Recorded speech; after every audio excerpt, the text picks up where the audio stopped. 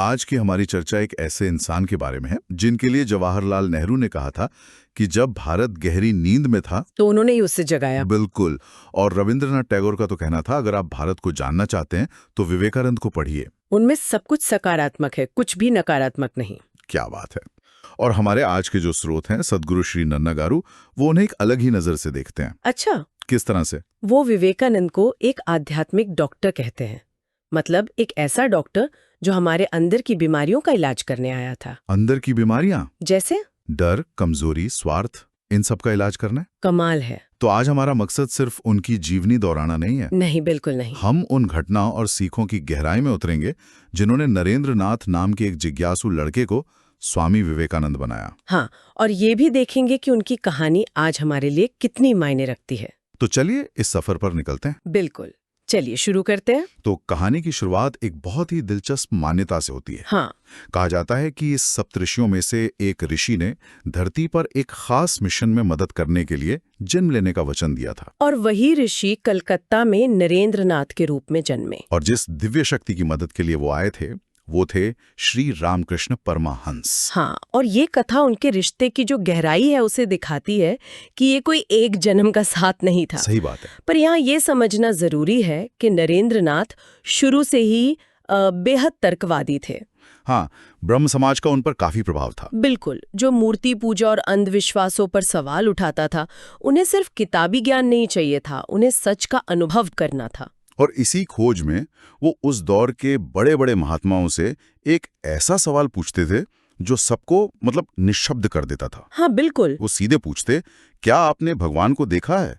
क्या आप मुझे दिखा सकते हैं? सोचिए, इस सवाल का किसी के पास क्या ही जवाब होता होगा। किसी का पास नहीं था। और यहीं उनकी जिंदगी में एक बहुत अहम मोड़ आता है। उनके कॉलेज के लेक्चरर से जुड़ा है ना? हाँ, उनके अंग्रेजी के लेक्चरर वो विलियम वर्ड्सवर्थ की कविता द एक्सकर्जन पढ़ा रहे थे। अच्छा। और उस कविता में समाधि यानी ट्रांस की अवस्था का जिक्र था। ओके। तो लेक्चरर ने छात्रों से कहा कि ये सिर्फ कवि की कल्पना नहीं है। उन्होंने रामकृष्ण परमहंस का जिक्र किया। हाँ, उन्होंने बताया कि कलकत्ता के पास दक्षिणेश्वर में एक संत है जो वाकई इस अवस्था का अनुभव करते हैं। तो यहाँ से नरेंद्र के मन में एक उम्मीद जागी। एक किरण दिखी उन्हें। उनकी पहली मुलाकात रामकृष्ण से एक भक्त के घर पर हुई। हाँ, नरेंद्र बहुत अच्छा गाते थे। हाँ, तो उन्हें भजन गाने के लिए बुलाया गया था। उन्होंने सूरदास का एक भजन गाया और कहते हैं कि रामकृष्ण उनकी आवाज से इतने प्रभावित हुए कि वो समाधि में चले गए। और उठने के बाद उन्होंने नरेंद्र से दक्षिणेश्वर आने का वादा लिया। वो उनसे ऐसे मिले जैसे सालों से उनका इंतजार कर रहे हों। उन्होंने कहा, अरे तुम आने में इतनी देर क्यों लगा दी? हाँ, मैं कब से तुम्हारी राह देख रहा हूँ। उन्होंने बाकी लोगों से कहा, आज पहली बार कोई ऐसा आया है जो मेरी आध्यात्मिक संपत्ति का वारिस बन सकता है। मतलब एक गुरु ने पहली नजर में अपने सबसे काबिल शिष्य को पहचान लिया था। बिल्कुल। लेकिन नरेंद्र जैसे तर्कवादी इंसान के लिए किसी को इतनी आसानी से गुरु मान लेना नामुमकिन था। हाँ, उन्होंने रामकृष्ण की बहुत कड़ी परीक्षा ली। बहुत ज्यादा। वो एक किस्सा बहुत मशहूर है। नरेंद्र ये परखना चाहते थे कि क्या रामकृष्ण सच में पैसे को छूते भी नहीं। अच्छा, तो उन्होंने क्या किया? तो एक दिन जब रामकृष्ण कमरे में नहीं थे, नरेंद्र ने चुपके से उनके बिस्तर के गद्दे के नीचे 1 रुपए का सिक्का छिपा दिया। अरे वाह! फिर जब रामकृष्ण वापस आए और बिस्तर पे बैठे तो बैठते ही ऐसे उछल पड़े जैसे किसी बिच्छू ने डंक मार दिया हो। सच में? हाँ, उन्हें पूरे शरीर में जलन महसूस होने लगी। जब बिस्तर की तलाशी ली गई तो वो सिक्का मिला। पर रामकृष्ण ने इस पर क्या कहा? उन्होंने नरेंद्र को डांटा नहीं? यही तो सबसे हैरान करने वाली बात थी। उन्होंने नरेंद्र को डांटा नहीं, बल्कि उन्होंने कहा, क्या कहा? जैसे कोई गाय बछड़ा खरीदने से पहले उसके दांत, पूंछ, पैर सब अच्छी तरह से जांचता है, वैसे ही तुम मुझे हर तरह से परख लो। कमाल है।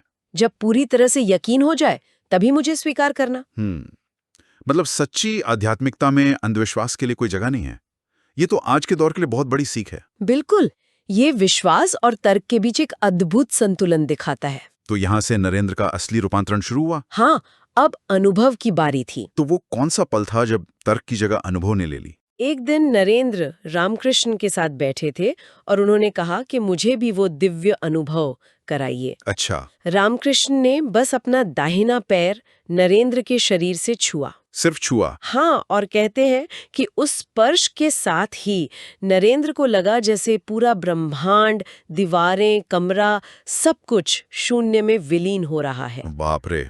वो बुरी तरह डर गए और चिल्लाने लगे, अरे ये आप मेरे साथ क्या कर रहे हैं? मेरे तो माँ बाप हैं, मुझे घर जाना है। जाहिर है इतना तीव्र अनुभव संभालना किसी के लिए भी मुश्किल होता। हाँ, तो रामकृष्ण हंस पड़े और उन्होंने अपना पैर हटा लिया। सब कुछ पहले जैसा हो गया। और उन्होंने कहा, अच्छा, आज के लिए इतना ही काफी है, समय आने पर सब हो जाएगा। ये दिखाता है कि एक सच्चा गुरु शिष्य को उतनी ही ऊर्जा देता है जितनी वो संभाल सकता है। लेकिन इसी आध्यात्मिक सफर के बीच उनकी निजी जिंदगी में एक बहुत बड़ा तूफान आ गया। हाँ, उनके पिता की अचानक मृत्यु हो गई और उनका जो समृद्ध परिवार था वो रातों रात सड़क पर आ गया। मुसीबतों का पहाड़ टूट पड़ा। हालात इतने खराब थे कि नरेंद्र को कई कई दिन भूखा रहना पड़ता था। और वो अपनी माँ से झूठ बोलते थे कि दोस्तों के यहाँ खाना खा लिया है, ताकि घर में जो थोड़ा बहुत बचा हो वो माँ और छोटे भाई बहनों को मिल सके। अविश्वसनीय त्याग था ये। इस भयानक गरीबी में तो किसी का भी भगवान पर से भरोसा उठ जाए। यही तो उनके चरित्र की असली परीक्षा थी। वो निराश थे लेकिन टूटे नहीं थे। तो वो रामकृष्ण के पास गए। हाँ, और उनसे कहा कि आप माँ काली से मेरे परिवार के लिए प्रार्थना क्यों नहीं करते? और रामकृष्ण ने कहा, मैं क्यों करूं? तुम खुद क्यों नहीं जाते और माँ से अपने परिवार के लिए भोजन और वस्त्र मांगते? तो क्या नरेंद्र गए मंदिर? हाँ, वो गए। जब वो माँ काली की मूर्ति के सामने खड़े हुए तो उन्हें लगा कि मूर्ति सच में जीवित है। अच्छा। वो दुनिया की हर चीज भूल गए। उनके मुंह से धन, दौलत, नौकरी कुछ नहीं निकला। तो उन्होंने क्या मांगा? उन्होंने प्रार्थना की, माँ मुझे विवेक दो, वैराग्य दो, श्रद्धा भक्ति दो। मतलब भौतिक चीजों की जगह ज्ञान मांग लिया। हाँ, और जब वो बाहर आए तो रामकृष्ण ने पूछा, मांगा? नरेंद्र ने कहा, मैं तो भूल गया। रामकृष्ण ने उन्हें 2 बार और भेजा, लेकिन हर बार वो यही मांगकर लौट आए। क्या बात है। श्री रामकृष्ण के शरीर छोड़ने के बाद विवेकानंद ने पूरे भारत की यात्रा शुरू की। हाँ, एक परिव्राजक के तौर पर, पैदल, कभी ट्रेन में, कन्याकुमारी से लेकर हिमालय तक।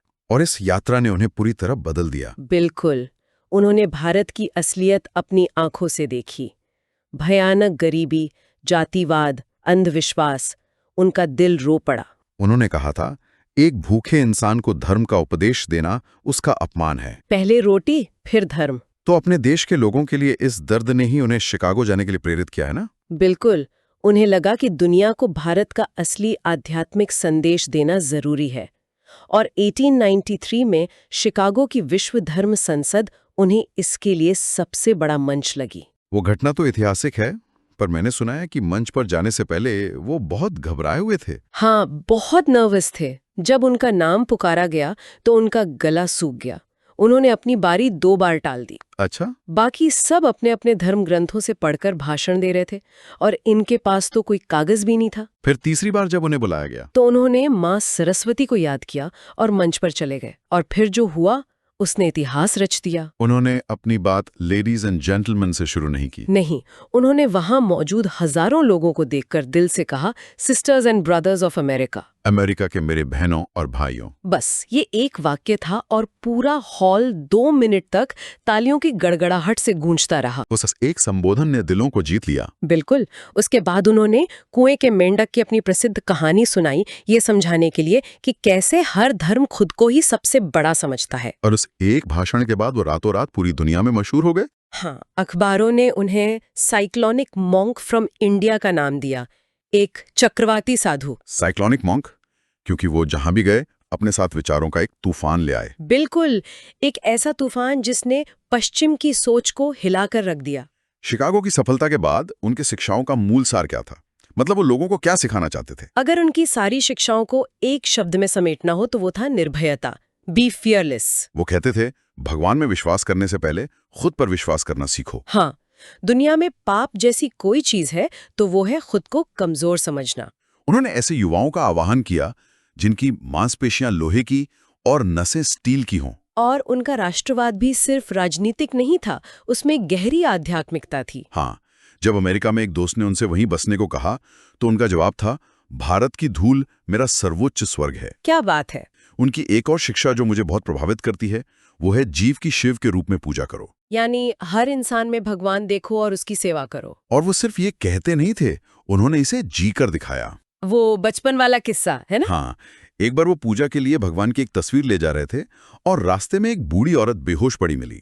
तो उन्होंने तस्वीर को सड़क किनारे रखा और उस औरत की सेवा में लग गए। और जब किसी ने टोका तो उन्होंने जवाब दिया, तुम जिसे भगवान कह रहे हो वो सिर्फ एक तस्वीर है, मैं एक जिंदा भगवान की सेवा कर रहा हूँ। ये तो बहुत बड़ी सोच है। वो सिर्फ आदर्शवादी नहीं थे, उनमें आत्मसम्मान भी कूट कूट कर भरा था। वो ट्रेन वाला किस्सा तो बहुत मजेदार है। हाँ, वो कमाल का था। एक बार ट्रेन में एक अमेरिकन उनके सामने बैठा था जो उन्हें पसंद नहीं कर रहा था। बिल्कुल।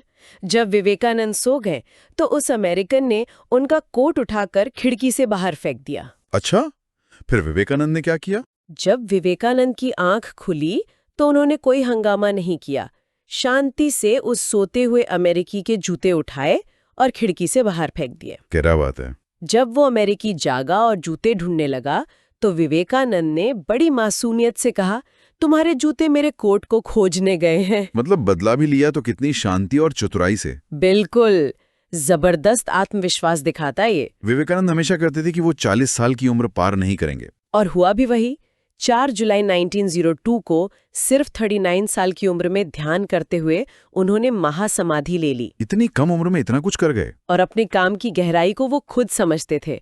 अपने अंतिम दिनों में उन्होंने खुद ही कहा था। क्या कहा था? इस विवेकानंद ने क्या किया है, ये समझने के लिए एक और विवेकानंद को आना पड़ेगा। वाह, ये उनके काम की दूरदर्शिता को दिखाता है। उन्होंने अपने पीछे रामकृष्ण मठ और मिशन की एक बहुत बड़ी विरासत छोड़ी, लेकिन दिलचस्प बात यह है कि उन्होंने खुद कभी कोई बड़ा पद नहीं लिया। हाँ, वो खुद को हमेशा सेवक ही मानते थे। अगर मठ में झाड़ू लगाने वाला नहीं आया तो वो खुद झाड़ू उठा लेते थे। तो स्वामी विवेकानंद सिर्फ एक संत नहीं थे, वो एक समाज सुधारक, एक देशभक्त, एक जबरदस्त वक्ता और गरीबों के दोस्त थे। बिल्कुल। उनकी कहानी एक इंसान की नहीं बल्कि एक विचार की कहानी है जो आज भी जिंदा है। और जैसा कि कहा गया, उनकी पूरी शिक्षा का सार एक शब्द में है, शक्ति। शारीरिक शक्ति, मानसिक शक्ति और आध्यात्मिक शक्ति, जैसा कि उनका अमर संदेश है, उठो, जागो और तब तक मत रुको जब तक लक्ष्य प्राप्त न हो जाए। स्वामी विवेकानंद के जीवन की इस गहरी पड़ताल के बाद एक सवाल मन में आता है, हम सब अपनी रोजमर्रा की जिंदगी में निर्भयता और सेवा की उनकी शिक्षाओं को कैसे अपना सकते हैं? हाँ, और क्या हम अपने छोटे से कुएं से बाहर निकलकर अपने पूर्वाग्रहों को तोड़कर दुनिया को एक बड़े नजरिए से देखने की कोशिश कर सकते हैं? ये सोचने वाली बात है।